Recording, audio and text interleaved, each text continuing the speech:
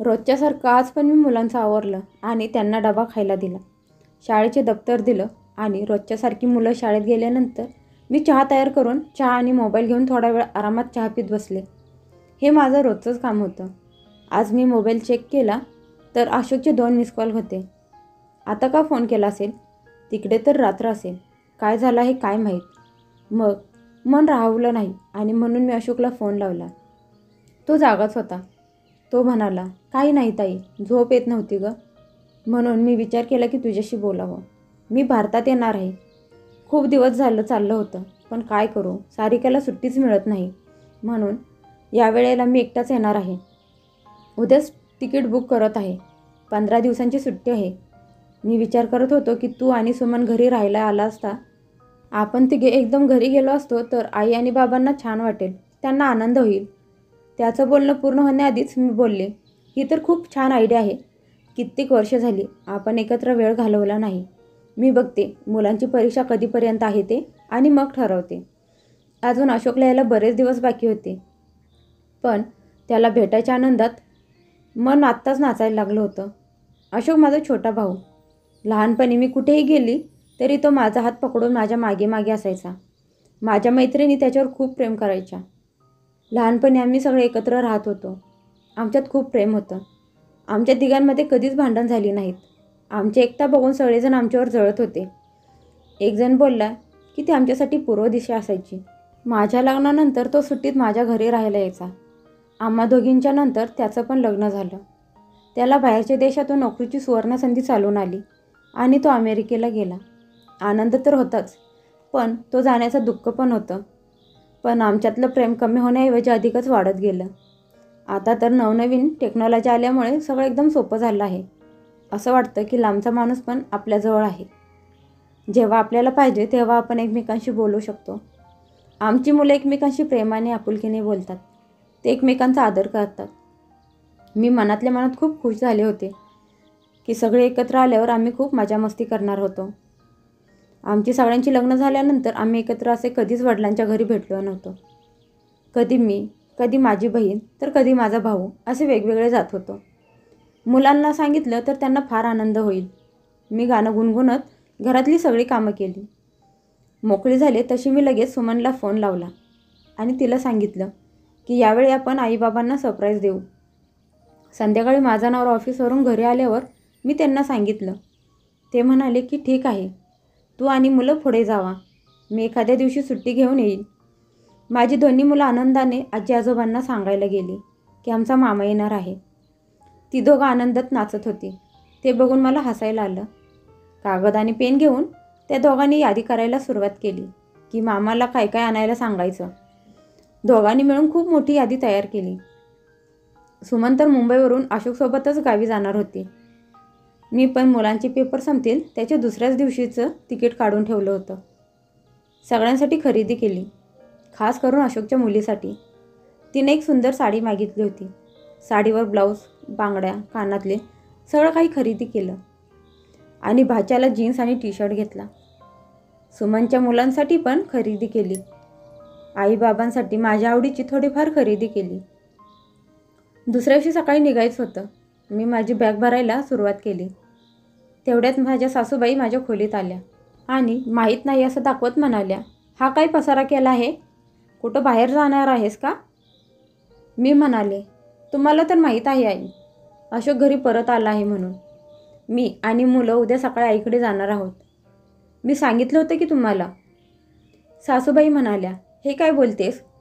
तुझा भाऊ एवढ्या लांबून आला आहे तर मग काय तुला भेटायला इथे नाही येऊ शकत का? उलट तूच त्याला भेटायला निघाली आहेस. हे मी नवीनच ऐकत आहे. बहीण स्वतःच्या भावाला भेटायला पळत निघाली आहे. एवढा मोठा माणूस झाला आहे का तुझा भाऊ? लोक काय म्हणतील की तुझ्या आईने तुझ्या भावाला काही शिकवलं नाही.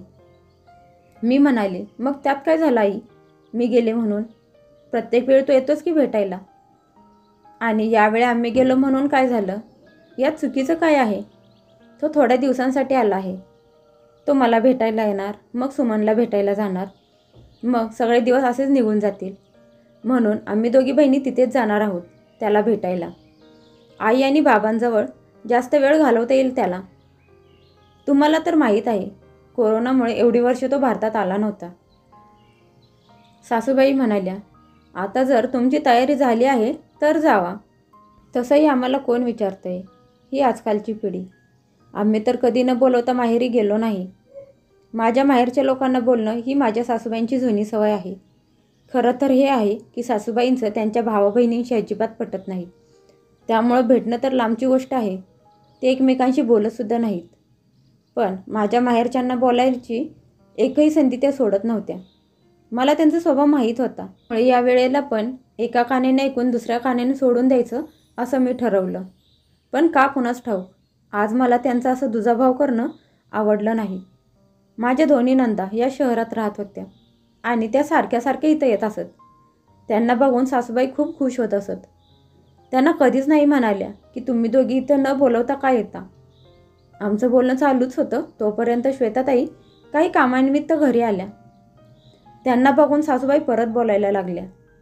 मी जाणार असल्याचं त्यांना सांगत होत्या. मी माहेरी गेल्यावर असं कोणतं मोठं पाप घडणार होतं काय माहीत. आता मला बोलल्याशिवाय राहवलं नाही. मी म्हणाले, हे काय बोलता आहात तुम्ही आई? श्वेताताई आणि श्रेया या दोघी पण न बोलवता येतातच की माहेरी. त्यांना कोण बोलवायला जातं का? त्या मनात आलं की येतात.